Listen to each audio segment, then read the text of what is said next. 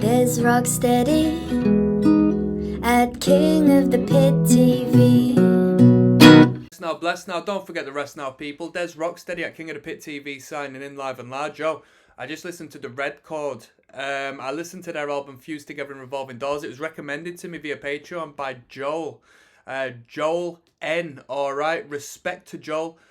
He's plugged me on a couple of half-decent metalcore racks at this point, and this is definitely another exceptional band he's put me forward to.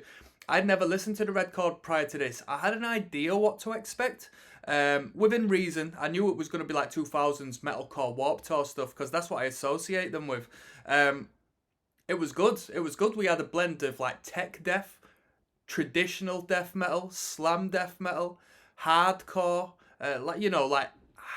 mosh hardcore, metal hardcore, and a little bit of 90s metalcore in there. It was good. It was a good record. It was an interesting record. It was very frantic. There was a heap of ideas. You listen to a song that was like 2 minutes long, 3 minutes long, and you'd have about 20 different riffs and ideas in there, and they'd just be bouncing off one to the other, to the other, to the other. So a lot of thought and effort in the writing when it's come to this record. Very frantic. Me, generally, I'm not too into frantic music like that. I like a little more structure, or at least, a little more of a casual structure to it. But I wasn't complaining. I thought it was a good record. We had fast moments. We had technical riffing. We had death metal riffing. We had breakdowns, if not the odd arguable beatdown section within the band. Very cool, very cool. Does it seem a little outdated?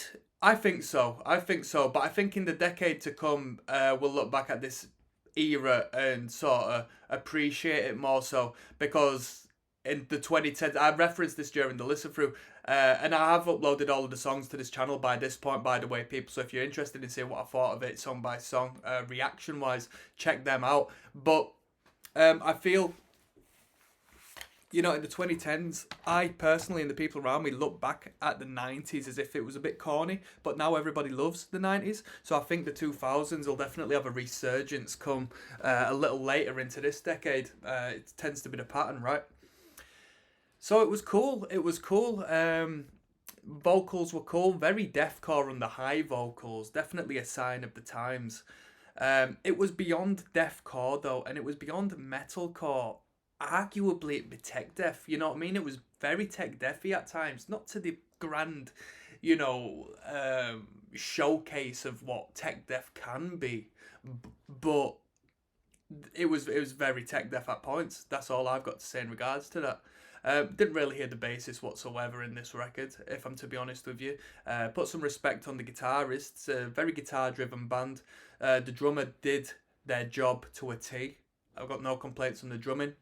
Vocals, very cool, very good. This playlist I have has 11 tunes. I assume the last two tracks are bonus demo material from an earlier time.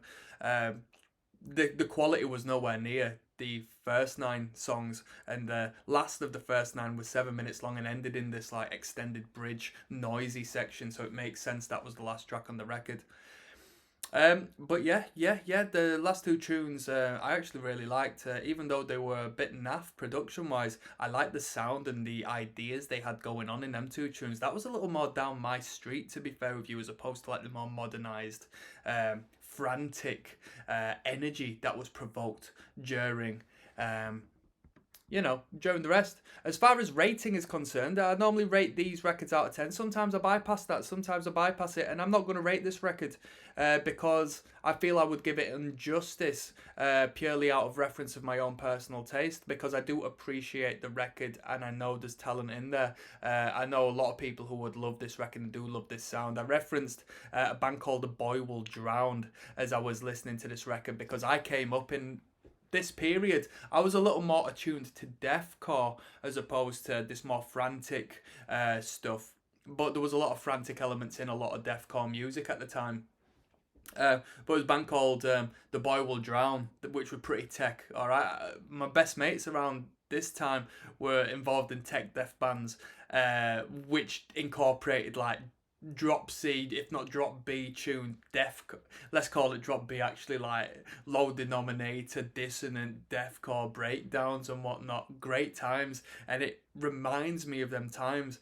This record reminds me personally of time. I don't know it's a review of the record, but I want you to have insight onto me and how it correlates with me, because we all share a different, well, we don't share, we share an experience, but we all have a different experience with the music we listen to, dependent on where we come from and our perspectives and our perception of what we're listening to and what we're hearing and what we're visualizing through our mind's eye.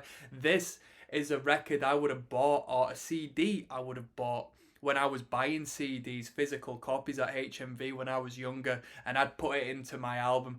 Devil Wears Prada. That's a band that aligns with the energy of this band, I find, as well. I bought a couple of Devil Wears Prada records Every Time I Die when they were a little more frantic. Last Night in Town style.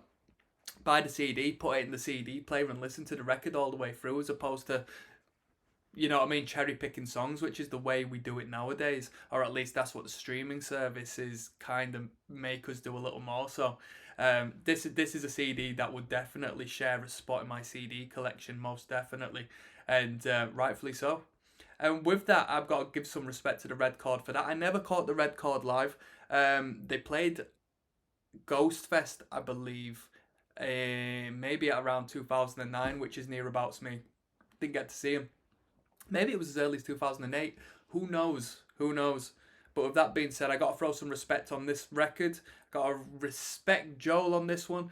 And on a side note, I really like the clean guitar work and the interludes the band throws in there. That's one of my favourite aspects of metalcore style music, when they throw them clean bridging sections in. I think it's such a great escape, and they do ever such a good job of creating great atmosphere when they do that.